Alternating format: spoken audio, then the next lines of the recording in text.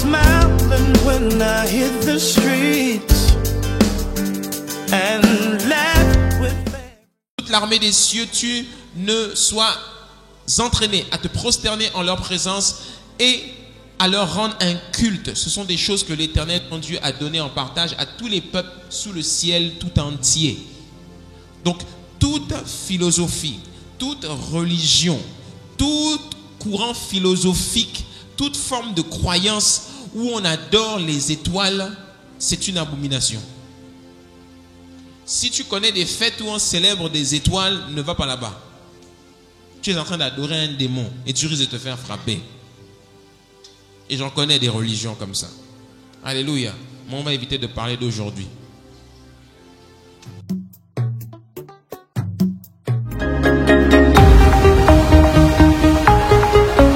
Tu veux cette onction, tu vas être testé. Parce que même le Fils de Dieu a été testé. Tenté par Satan veut dire testé par Satan. La récompense, elle est que pour ceux qui excellent. Elle n'est pas pour ceux qui ont des vies en dents de scie. C'est pour ça que beaucoup de chrétiens n'opèrent pas dans le miraculeux et l'extraordinaire. Ceux qui sont constants avec Dieu, ce sont ceux-là qui opèrent dans l'onction. Dieu est créateur. Et Dieu crée d'abord par la foi. Il le voit dans son esprit, les chaussures, les stylos, les montres, tout. Ce sont des gens qui ont pensé et qui l'ont créé. La question que Dieu vous pose, c'est: et toi, c'est quand que tu crées quelque chose qui est à toi?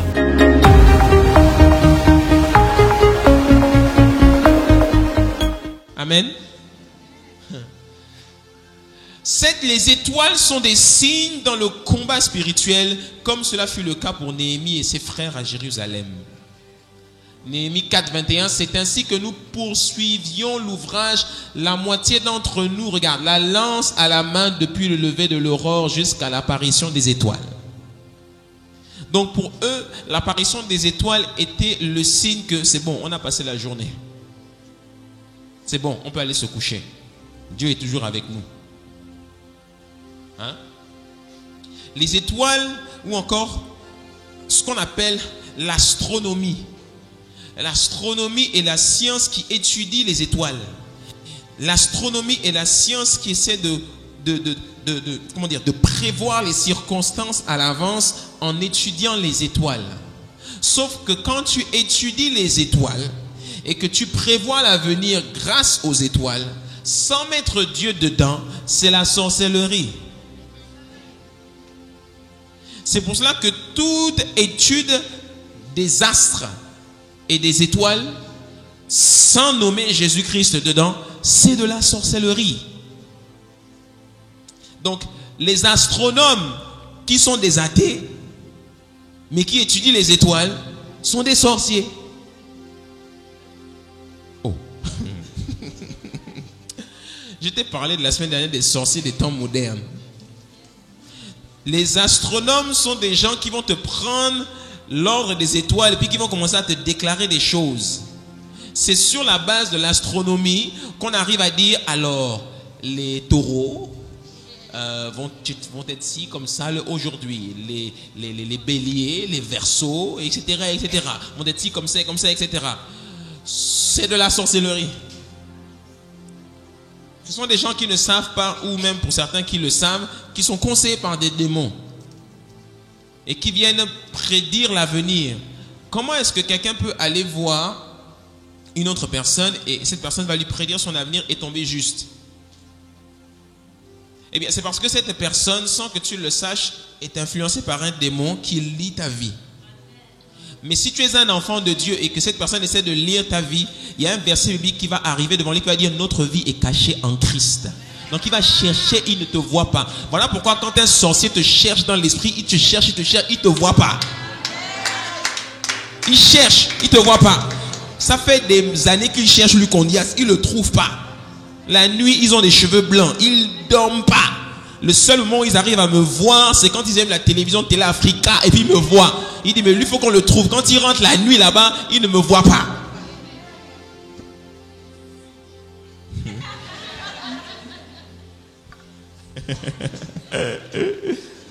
Alléluia. Oui, ta vie est cachée en Christ.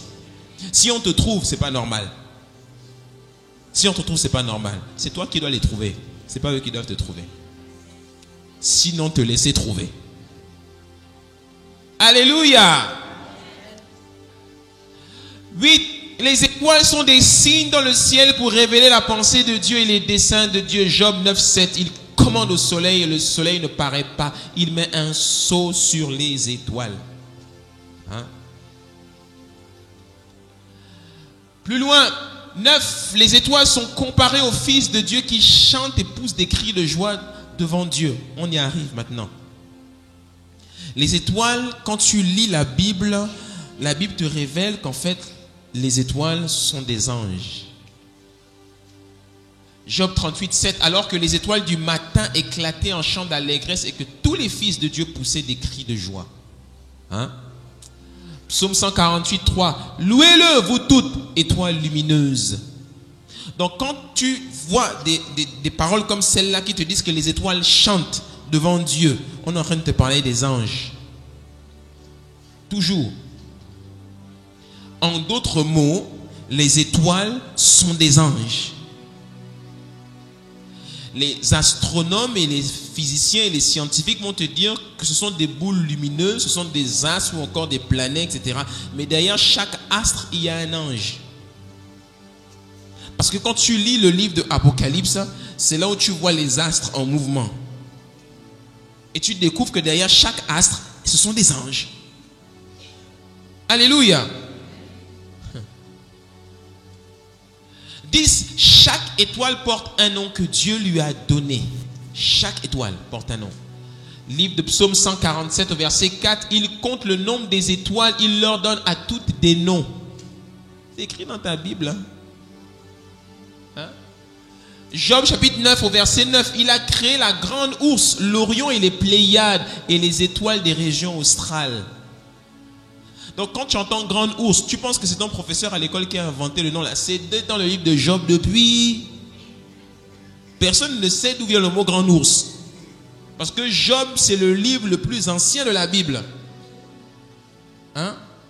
C'est le livre le plus ancien de la Bible. C'est un contemporain de Noé, Job. Donc si Job t'a écrit qu'il y a des étoiles qui s'appelaient grande ours, Orion, Pléiade, il allait chercher ça où? Donc vous lisez ça dans vos livres scientifiques, vous pensez que ça vient des hommes, c'est Dieu qui est derrière. Alléluia. J'ai envie de te dire que l'extinction de l'éclat des étoiles et des astres annonce toujours un jour de jugement du Seigneur. Parce que quand tu lis par exemple Ésaïe 13, 10, les étoiles des cieux et leurs astres ne feront plus briller leur lumière, le soleil s'obscurcira dès son lever et la lune ne fera plus luire sa clarté. Livre de Matthieu 24, au verset 29, c'est Jésus-Christ qui parle ici. Aussitôt après ces jours de détresse, le soleil s'obscurcira, la lune ne donnera plus sa lumière, les étoiles tomberont du ciel et les puissances des cieux seront ébranlées. Alors le signe du Fils de l'homme paraîtra dans le ciel, toutes les tribus de la terre se lamenteront, etc., etc. Donc Jésus-Christ est en train de nous dire que quand vous verrez, pour savoir si je reviens, si vous voulez savoir quand est-ce que je reviendrai plutôt, mais c'est le jour où vous verrez que les étoiles s'obscurciront. Donc chaque fois qu'on dit éclipse, moi je ne suis pas content.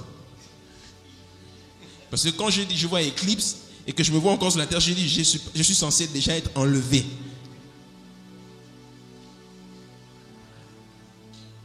L'obscurité du ciel n'est jamais une bonne chose. Parce que Dieu brille, Dieu est lumière. Et quand il y a de l'obscurité, ce n'est jamais une bonne nouvelle. Alléluia. Ézéchiel 32, verset 7. Quand j'éteindrai, je voilerai les cieux et j'obscurcirai leurs étoiles. Je couvrirai le soleil de nuages et la lune ne donnera plus sa lumière. J'obscurcirai à cause de toi tous les luminaires des cieux. Là, il est en train de donner un jugement sur la nation d'Égypte. Joël, chapitre 2, verset 10. Devant eux, la terre tremble. Les cieux sont ébranlés, le soleil et la lune s'obscurcissent et les étoiles retirent leur éclat. Là, je t'emmène dans un enseignement le genre d'enseignement que tu n'as pas l'habitude d'écouter. Parce que là, c'est des choses qui t'amènent à rentrer dans le prophétique. Alléluia. Dis avec moi les étoiles.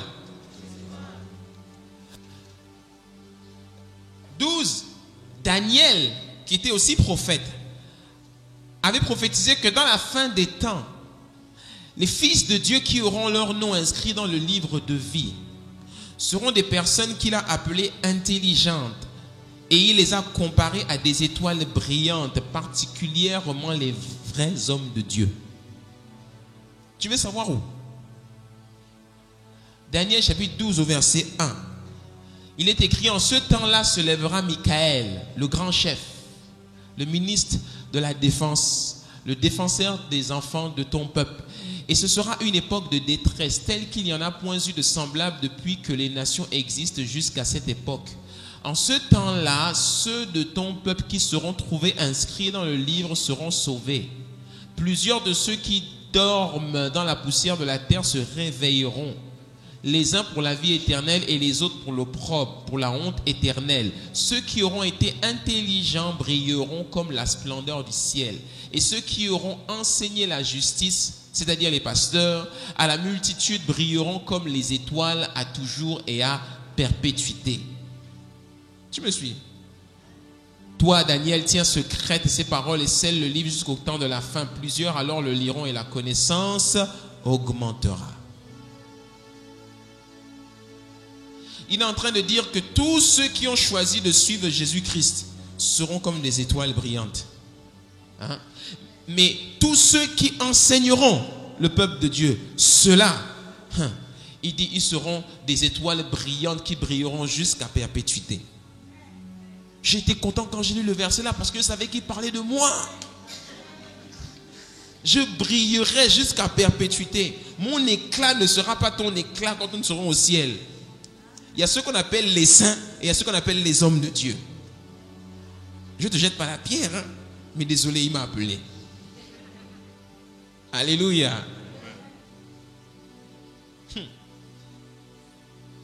13, j'ai envie de dire que Satan, appelé aussi Lucifer, qui veut dire porteur de lumière, était un astre brillant voulant se comparer à une étoile brillante et qui a été précipité à terre par Dieu lui-même. Abdias, livre de Abdias, le livre que tu n'as jamais lu, chapitre 1 au verset 3, il est écrit: l'orgueil de ton cœur t'a égaré, toi qui habites le creux des rochers, qui t'assieds sur les hauteurs et qui dit en toi-même, il est en train de parler d'un jugement sur Satan ici, qui me précipitera jusqu'à terre? Quand tu placerais ton nid aussi haut que celui de l'aigle, quand tu le placerais parmi les étoiles, je t'en précipiterai, dit l'Éternel. Le prophète Ésaïe a parlé de ce même jugement au chapitre 14, verset 12. Te voilà tombé du ciel, astre brillant, fils de l'aurore. Tu remarques bien que Jésus s'appelle l'étoile brillante. Lui, on l'appelle l'astre brillant. Tu sais pourquoi? Parce qu'une étoile est un astre, mais un astre n'est pas une étoile. Oh, une étoile est un astre, mais un astre n'est pas une étoile. Donc Satan veut se faire passer pour une étoile brillante. Il n'est pas une étoile. Les gens souvent qui adorent les mouvements sataniques parlent souvent du terme anglophone morning star, l'étoile du matin. Ils se donnent souvent ce nom-là. C'est un mensonge. Il n'y a qu'un seul qui porte l'étoile du matin, c'est Jésus-Christ. Lui, il n'a jamais été appelé étoile du matin. Lui, on l'appelle astre brillant parce qu'il brillait un peu quand il était à côté du trône là. Mais ce n'était même pas sa lumière, c'était la lumière du trône qui l'éclaboussait. Mais depuis qu'il a été précipité, il ne brille plus. Les gens essaient de se convaincre qu'il brille toujours. Il ne brille plus. C'est pour ça qu'il reste dans l'obscurité. Parce que s'il brillait, on le verrait. Quand Jésus-Christ vient, il brille et on le voit. Pourquoi quand Satan vient, on ne le voit pas? Parce qu'il ne brille plus. Il a perdu son éclat.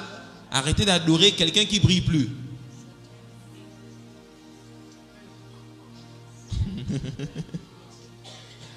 C'est un astre. Ce n'est pas une étoile. Mais une étoile est un astre. Alléluia. 14, j'ai envie de te dire que, en parlant de la véritable étoile brillante, Jésus-Christ, sa naissance a été suivie de près et annoncée par des étoiles. Est-ce que tu te rends compte que la naissance de quelqu'un a été annoncée par des étoiles? Ah, ça laque. Il y avait une étoile qui brillait dans le ciel quand tu es né, sauf qu'il n'y avait pas de mage pour aller la chercher.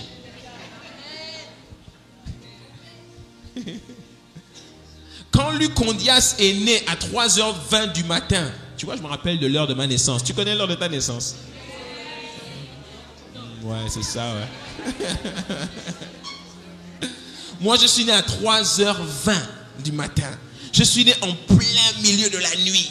Oh, tsalak. Vous, tout ce qui est arrivé la journée, là, laissez tomber. Nous, on est arrivé la nuit. Notre naissance annonçait déjà un combat. Notre naissance annonçait déjà un combat. Voilà pourquoi on arrive la nuit. Oh. La Bible dit que Dieu sort toujours la nuit. Lucondias sort la nuit. Toi, tu es sorti le jour, pourquoi? Oh, vraiment. Faut sortir la nuit. Tous ceux qui sont sortis la nuit là, vous étiez déjà en mode combat quand vous êtes sortis.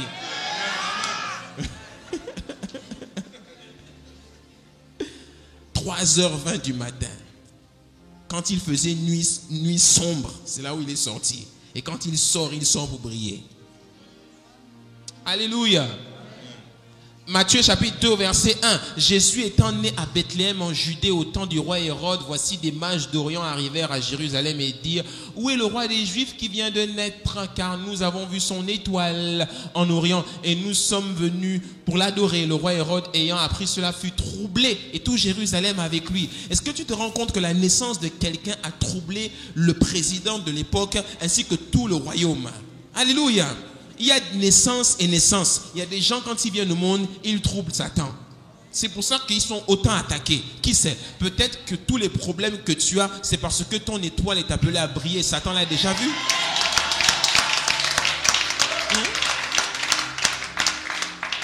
Il y a des gens qui troublent l'ennemi. Il y en a, on vous connaît. Il y en a d'autres, on les trouble. Le combat n'a même pas commencé, il est déjà troublé. Alléluia. Oh.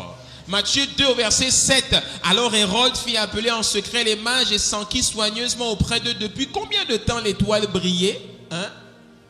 Après avoir entendu le roi, ils partirent et voici l'étoile qu'ils avaient vue en Orient marcher devant eux jusqu'à ce qu'étant arrivés au-dessus du lieu où était le petit enfant, elle s'arrêta. Quand ils aperçurent l'étoile, ils furent saisis d'une grande joie, d'une très grande joie.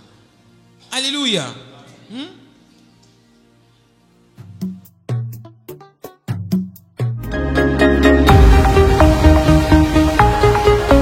Tu veux cette onction, tu vas être testé. Parce que même le Fils de Dieu a été testé.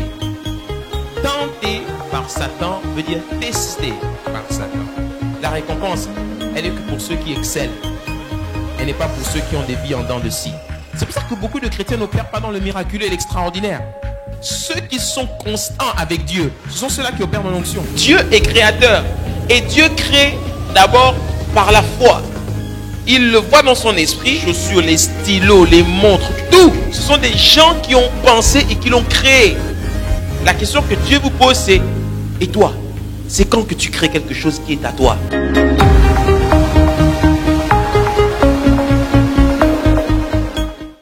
C'est parce que tu brilles ou que tu es appelé à briller que l'ennemi veut te troubler. La maison du bâtisseur, tu brilles. Et c'est pour ça que tu es autant combattu. Parce qu'au milieu de la maison du bâtisseur, il n'y a que des étoiles brillantes, à l'image de notre Seigneur Jésus-Christ. Ouais. Alléluia. 15. J'ai envie de te dire que dans la fin des temps, les anges seront comparés à des étoiles qui vont jouer un rôle important dans l'accomplissement du plan de Dieu pour l'Église et l'humanité. Désolé pour ceux qui sont un peu dans le fond, il est écrit en Apocalypse 1:20. Le mystère des 7 étoiles que tu as vues dans ma main droite et des 7 chandeliers d'or. Les 7 étoiles sont les anges des 7 églises et les 7 chandeliers sont les 7 églises. Hein? Là encore, il y a un autre mystère derrière, celui des 7 églises. On aura peut-être l'occasion de le toucher une autre fois. Apocalypse chapitre 2 verset 1. Écrit à l'ange de l'église d'Éphèse, voici ce que dit celui qui tient les 7 étoiles dans sa main droite. Celui qui marche au milieu des 7 chandeliers. Apocalypse 8 au verset 10. Le troisième ange sonna de la trompette, il tomba du ciel une grande étoile ardente comme un flambeau et elle tomba sur le tiers des fleuves et sur les sources des eaux. Le nom de cette étoile est absinthe et le tiers des eaux fut changé en absinthe et beaucoup d'hommes moururent, pour parler ici des temps de la fin. Tu vois comment les anges qu'on assimile à des étoiles jouent un rôle très important dans les temps de la fin.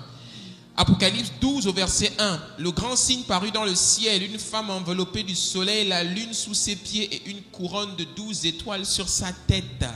Si tu veux comprendre ce mystère de la couronne de 12 étoiles, tu prends le séminaire sur le mystère du mariage de l'année dernière, où j'avais enseigné sur ce mystère-là, de la couronne de la femme à la couronne de 12 étoiles, pour ne pas dire ici l'église. Alléluia. C'est un profond mystère, ça. Un mystère très puissant, quand tu le comprends. Les anges sont des étoiles. Et chaque personne en Christ a son étoile. 16. La révélation de Christ dans le cœur du croyant, celui qui est véritablement né de nouveau, est semblable à l'étoile du matin qui brille dans son cœur. C'est ce que la Bible nous révèle. Deuxième livre de Pierre au chapitre 1 au verset 19. Et nous tenons pour d'autant plus certaine la parole prophétique à laquelle vous faites bien de prêter attention, comme à une lampe qui brille dans un lieu obscur jusqu'à ce que le jour vienne apparaître et que l'étoile du matin se lève dans vos cœurs. Alléluia. L'étoile du matin ici, c'est Jésus. Quand quelqu'un donne sa vie à Jésus, c'est comme la fraîcheur du matin qu'on connaît le matin, quand on se lève. Tu vois, quand tu te lèves à 6 heures et le soleil vient de sortir, il fait beau. C'est cela la nouvelle naissance. Voilà pourquoi le matin, quand il fait beau, on est toujours content. Tu es là et tu es content de t'être réveillé. Tu as bien dormi, tu es en forme. Et tu commences à te dire, je vais avoir une belle journée. Voilà à quoi ressemble la véritable nouvelle naissance. Mais les nouvelles naissances que l'on voit souvent dans les églises, là, qui sont souvent des hauts, des bas, des hauts, des bas, des hauts, des bas, des hauts, des bas. Ça, c'est pas l'étoile du matin. Ça, c'est l'orage à 3 heures du matin. La vraie nouvelle naissance, on se réjouit. On est né de nouveau, on est content. On aime Jésus. On veut maintenant se donner davantage à la prière. On veut comprendre, on veut lire la Bible. C'est le Seigneur qui nous a convertis, pas un dessin animé. Mais les gens qui disent qu'ils rentrent dans les églises, est-ce que tu as donné ta vie à Jésus? Moi je connais Jésus, je connais Jésus, mais dès qu'il sort, c'est pour faire des bêtises. Tu n'es pas né de nouveau. Il est encore 3 heures et tu n'es pas réveillé. Parce que tout simplement la Bible dit que la révélation de Christ est semblable à l'étoile du matin qui se lève dans le cœur de la personne. Alléluia. Ouais. Est-ce que l'étoile du matin s'est levée dans ton cœur? Si tu es avec moi, fais comme ça. Vous tous là qui n'avez pas levé la main.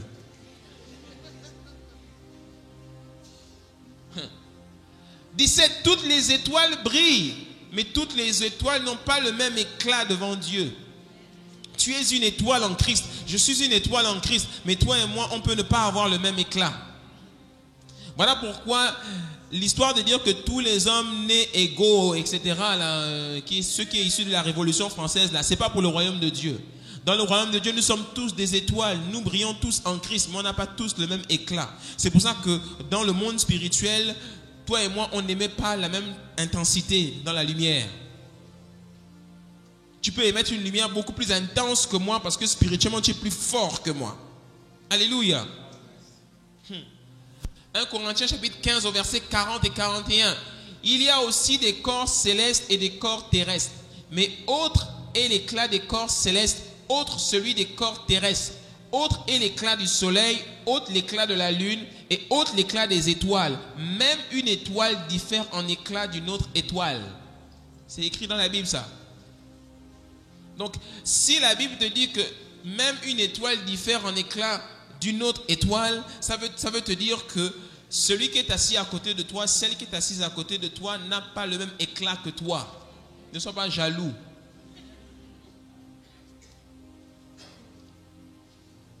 Et est-ce que tu sais que l'éclat peut augmenter?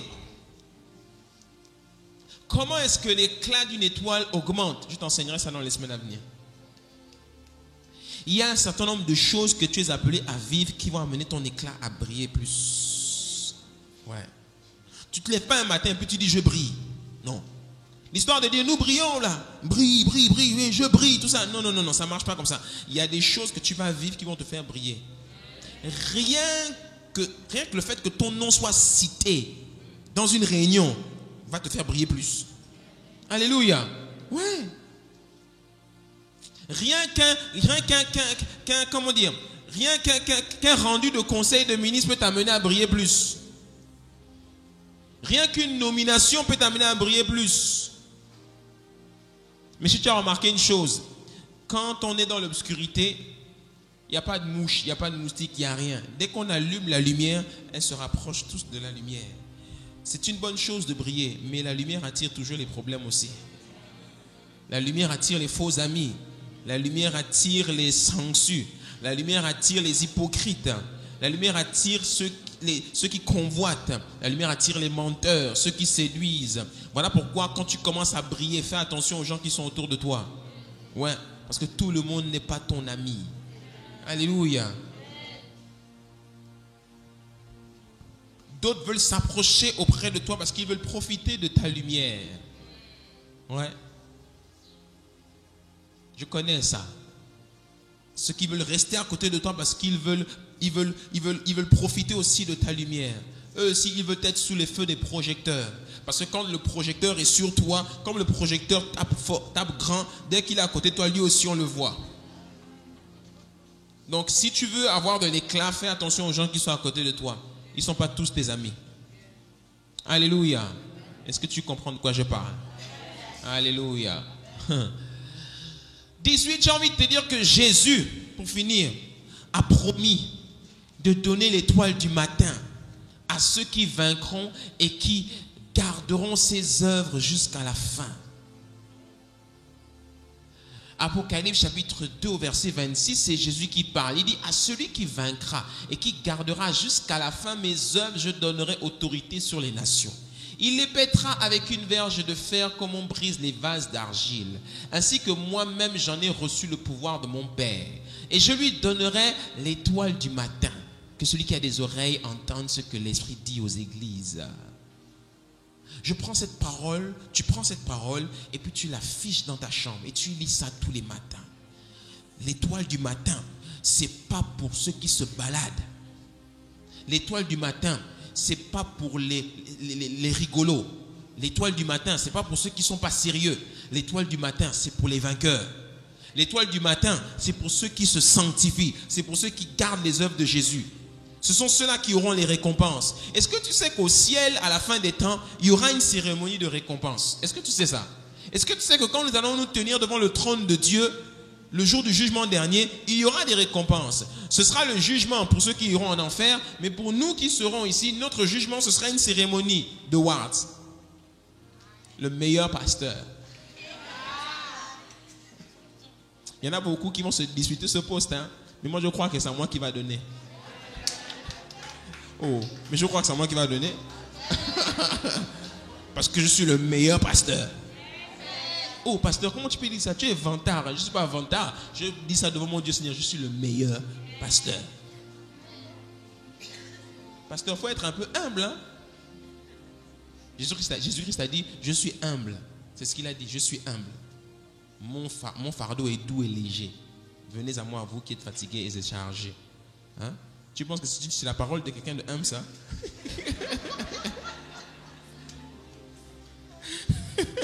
C'est la parole de quelqu'un qui sait qui il est.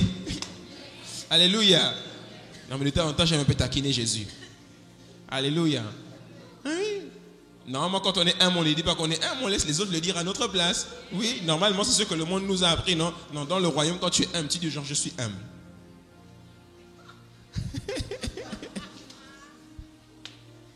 Tu as plutôt intérêt à vraiment l'être. Hein? Il y aura une cérémonie de ward. Et les récompenses seront données en fonction des éclats des étoiles. Est-ce que tu auras vraiment brillé sur la terre? Qu'est-ce qui fait que tu brilles aujourd'hui? Pose-toi la question. On ouvre l'enseignement aujourd'hui, on continuera les autres semaines. Mais pose-toi déjà cette question. Aujourd'hui, 2018 est en train de finir. Qu'est-ce qui a fait que j'ai brillé cette année? Où est-ce que ta lumière a été vue? De quelle intensité a été ton éclat cette année? Es-tu resté terré comme un raton laveur dans ta grotte toute l'année? Ou bien est-ce que tu as brillé? Où sont tes œuvres en cette fin d'année 2018? Où sont les œuvres que tu as accomplies? Est-ce que les membres de ta famille peuvent dire aujourd'hui gloire à Dieu pour tes œuvres? Gloire à Dieu pour ton éclat. Alléluia. Parce que Jésus-Christ a dit, je suis l'étoile brillante. Toi aussi, tu dois être une étoile brillante. Alléluia. J'espère que vous avez passé un excellent moment dans la présence de Dieu en regardant ce message, qu'il vous a édifié et qu'il vous a permis de vous rapprocher encore un peu plus de notre Seigneur Jésus-Christ. Si vous voulez vous procurer cet enseignement, eh bien vous pouvez nous contacter par téléphone, par email ou bien tout simplement vous rendre sur notre site internet www.lamaisondubâtisseur.com. Mais avant de nous séparer, je voudrais vous inviter à prendre la décision la plus importante de votre vie, celle d'accepter Jésus-Christ comme votre Seigneur et votre Sauveur. Et pour cela, je vous invite à faire cette prière avec moi. Seigneur Jésus, me voici devant toi. Je te demande pardon pour mes fautes et mes péchés. Aujourd'hui, je suis né dans le royaume de Dieu.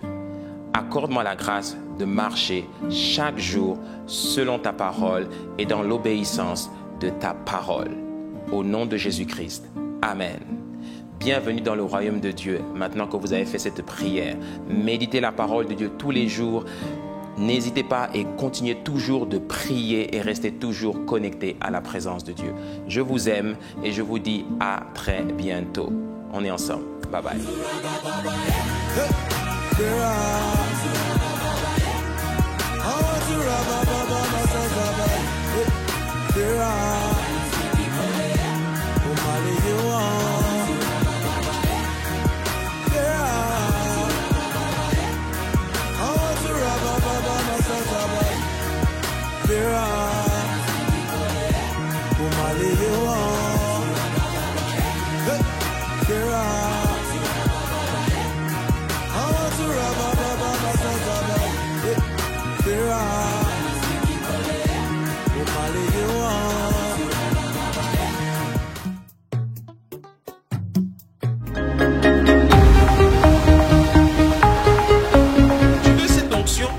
Tu vas être testé. Parce que même le Fils de Dieu a été testé. Tenté par Satan veut dire testé par Satan. La récompense, elle est que pour ceux qui excellent. Elle n'est pas pour ceux qui ont des vies en dents de scie. C'est pour ça que beaucoup de chrétiens n'opèrent pas dans le miraculeux et l'extraordinaire. Ceux qui sont constants avec Dieu, ce sont ceux-là qui opèrent dans l'onction. Dieu est créateur. Et Dieu crée d'abord par la foi. Il le voit dans son esprit et ensuite il le conçoit. L'entrepreneur fonctionne exactement comme ça. L'entrepreneur crée d'abord par la foi dans son esprit. Il voit quelque chose et ensuite il s'active, s'engage pour que cela vienne à l'existence. Tout ce que vous avez à vous, les sacs, les chaussures, les stylos, les montres, tout, ce sont des gens qui ont pensé et qui l'ont créé. La question que Dieu vous pose, c'est: et toi? C'est quand que tu crées quelque chose qui est à toi?